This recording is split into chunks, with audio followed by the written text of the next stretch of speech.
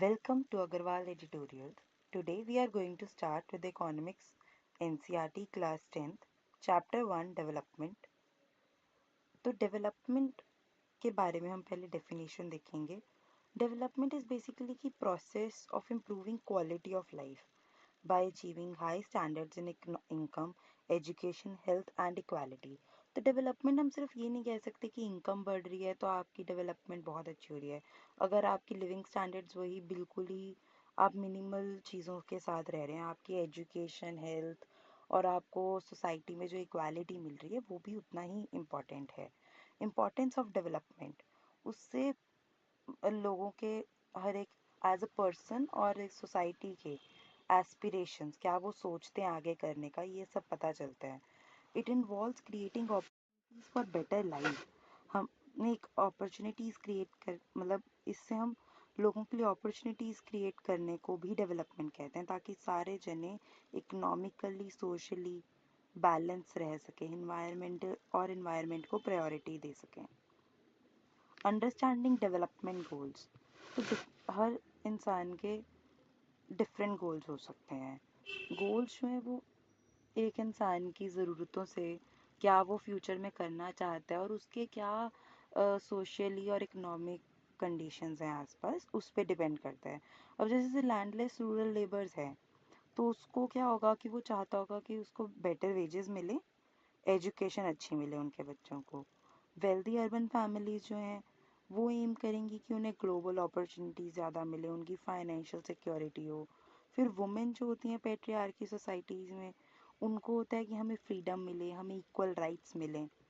तो सबकी अपनी अपनी डिज़ायर्स हैं, उनकी खुद की प्रेजेंट कंडीशन से वो अपने लिए फ्यूचर में क्या देखते हैं, उन्हें क्या चाहिए उसके अकॉर्डिंग.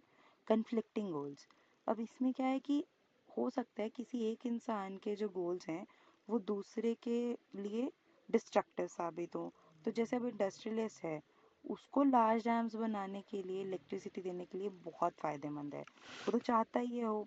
पर ट्राइबल्स और फार्मर्स के लिए वही चीज़ डिस्ट्रक्शन का कारण है क्योंकि उन्हें डिस्प्लेस होना पड़ेगा, उनका लाइवलीहुड जाएगा. तो की इनसाइट्स क्या हैं कि जो डेवलपमेंट है वो सब्जेक्टिव है और रिलेटिव है.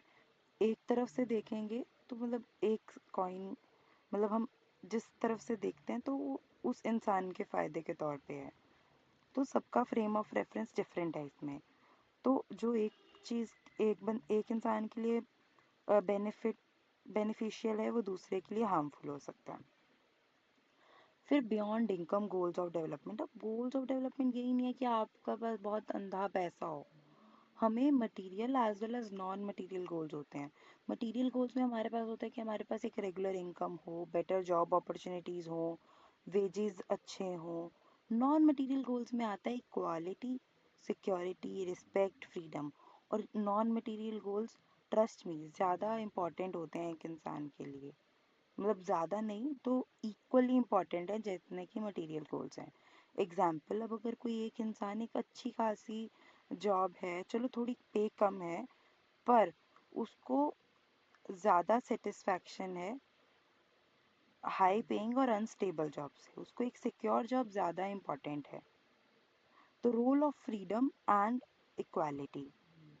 फ्रीडम जिससे कि इंडिविजुअल अपने खुद की चॉइस और अपनी ज़िंदगी अपने तरीके से जी सकें. इक्वालिटी ताकि लोगों को इंक्लूसिविटी हो और सोसाइटल डिविजन्स ना हो. Example, respect for women in house hold and work places enhances their participation in social and economic spheres. National development.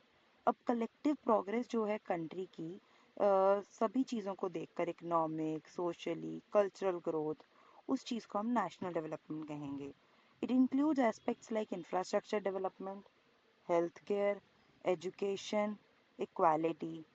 Challenges क्या हैं in achieving national development? Balancing regional disparities, ensuring कि सबको equitable access मिले resources का, और addressing conflicts in development priorities among stakeholders. और fair and just path. तो अब जो डिसीजंस हैं वो प्रायोरिटाइज करना चाहिए इंक्लूसिविटी को, लॉन्ग टर्म बेनिफिट्स को. तो investment in education and health care for marginalised communities create sustainable development. Measuring development. Income based indicators, per capita income. तो अब हम पर कैपिटा इनकम अगर देखें तो उससे क्या हमें average income of individuals in a country पता चलता है, जबकि जो एवरेजेस हैं वो डिस्पैरिटीज़ को हाइड करती हैं, क्योंकि हो सकता है एक इंसान बहुत ज़्यादा अमीर और एक इंसान बहुत ज़्यादा गरीब हो, बट ओवरऑल एवरेज जो है वो एक डिसेंट अमाउंट दिखे। तो वर्ल्ड बैंक क्या करता है, वो कंट्रीज़ को क्लासीफाई करता है हाई इनकम, मिडिल इनकम और लो इनकम कंट्रीज़ में।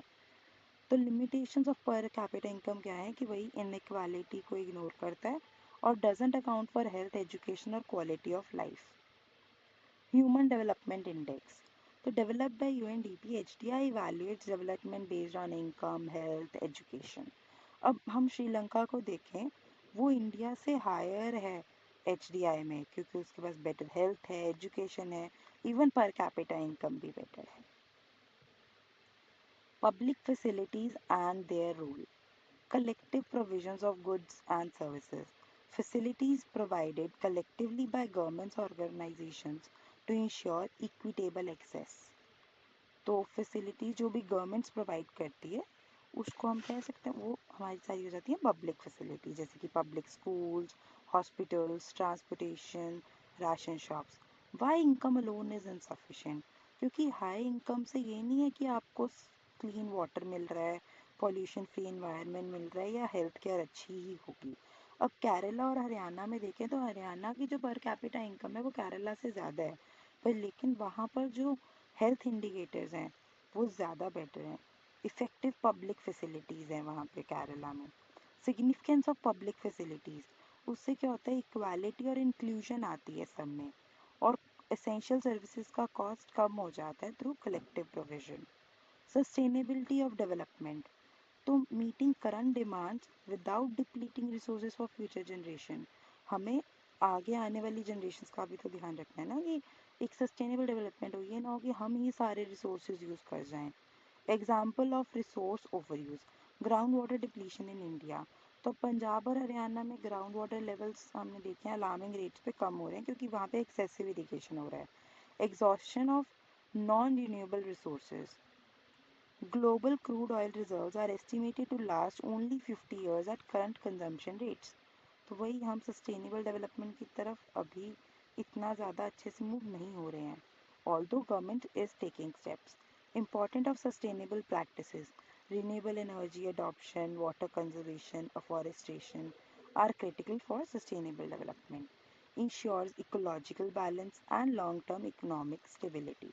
philosophy of sustainability, हमें हमेशा याद रखना चाहिए कि हमने हमें ये नहीं याद सोचना चाहिए कि हमने जो अर्थ है अपने फोर फादर से इनहेरिट करी है, पर हमें ये सोचना चाहिए कि वो हमने आगे वाली जनरेशन से बोरो करी है, तभी हम सस्टेनेबिलिटी का ध्यान रख पाएंगे। कंक्लूजन यही है कि जो डेवलपमेंट है वो एक मल्टीफेसेटेड प्रोसेस है, involving economic, social and environmental dimensions. True progress requires maintaining material prosperity with non-material well-being. Sustainable and inclusive development ensures benefits for all sections of society while preserving resources for future generations. Thank you.